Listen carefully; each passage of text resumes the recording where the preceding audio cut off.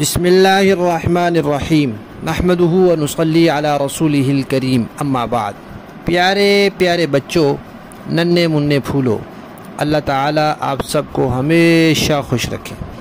الاحسان academy والے چچا کی طرف سے السلام علیکم ورحمۃ اللہ وبرکاتہ۔ پیارے بچوں، آپ کو پتہ ہے نا، ہماری کہانی چل رہی ہے حضرت زید رضی اللہ تعالی عنہ۔ اس کے 5 حصے ہم سن چکے ہیں، آج ہے اس کا 6واں حصہ۔ پیارے بچوں، ایک مرتبہ ایسے ہوا کہ نبی پاک صلی اللہ علیہ وسلم نے اپنے ایک صحابی تھے، ان کا نام تھا حضرت حارث بن عمیر رضی اللہ تعالیٰ عنہ۔ ان کو نبی پاک صلی اللہ علیہ وسلم نے بھیجا اور ان کو ایک خط دیا، کہا کہ یہ خط آپ لے جائیں، اور فلاں ملک کا بادشاہ ہے، وہ روم کا بادشاہ تھا یا کسی اور ملک کا بادشاہ تھا، کہا کہ اس کے پاس لے جائیں اور یہ خط جا کے اس کو دیں۔ پیارے بچوں، نبی پاک صلی اللہ علیہ وسلم کا طریقہ تھا کہ آپ دنیا کے جو بڑے بڑے کافر بادشاہ تھے ان کو خط لکھتے تھے، اور خط لکھ کے ان کو کہتے تھے کہ بھئی میں اللہ کا نبی ہوں اور اللہ تعالیٰ ایک ہیں، اور اللہ تعالیٰ نے اب یہ حکم دیا ہے کہ آپ سارے مسلمان ہو جائیں۔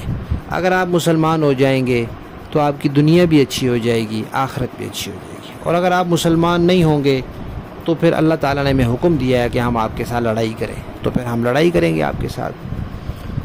تو نبی پاک صلی اللہ علیہ وسلم نے حضرت حارث کو خط دے کر بادشاہ کی طرف بھیج دیا۔ اب وہ بادشاہ جو تھا اس نے کیا کیا، اس نے حضرت حارث کو پکڑ کے نعوذ باللہ شہید کر دیا۔ جو بندہ خط لے کے جاتا تھا وہ تو سفیر ہوتا تھا، اور سفیر کو کچھ نہیں کہا جاتا، لیکن اس خبیث نے ان کو شہید کر دیا۔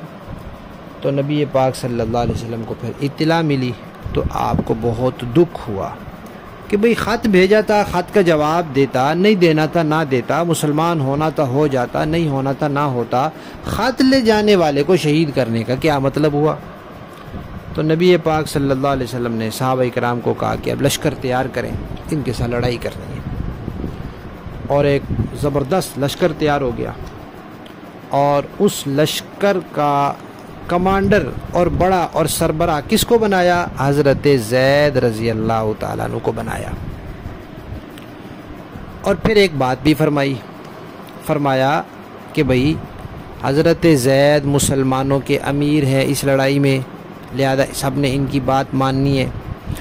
اگر لڑائی میں لڑتے لڑتے یہ شہید ہو جائیں تو پھر حضرت علی کے بھائی تھے، ان کا نام تھا جعفر بن ابی طالب، تو کہا کہ اگر حضرت زید شہید ہو جائیں تو پھر جعفر بن ابی طالب مسلمانوں کے امیر ہوں گے، اگر وہ بھی شہید ہو جائیں تو پھر کہا کہ عبداللہ بن رواحہ صحابی ہیں، وہ مسلمانوں کے امیر ہوں گے۔ تو نبی پاک صلی اللہ علیہ وسلم نے ان کو اس طرح بتا کے پھر بھیج دیا۔ اب وہ چلے گئے اور وہاں جا کے ان سے لڑائی کی۔ اب لڑائی ہوئی تو لڑائی میں جو لشکر ہوتا تھا اس لشکر کا ایک نشان ہوتا تھا، ایک جھنڈے جیسا اونچا جھنڈا ہوتا تھا، پرچم ہوتا تھا، وہ امیر کے پاس ہوتا تھا، تو وہ حضرت زید کے پاس تھا۔ حضرت زید لڑتے رہے، دشمنوں کی صفوں میں گھس گئے، اور لڑتے لڑتے لڑتے آخر وہ شہید ہو گئے۔ پھر اس کے بعد دوسرے صحابی حضرت جعفر آئے، وہ لڑتے رہے، پھر وہ بھی شہید ہو گئے۔ پھر اس کے بعد حضرت عبداللہ بن رواحہ آئے، وہ لڑتے رہے، پھر وہ بھی شہید ہو گئے۔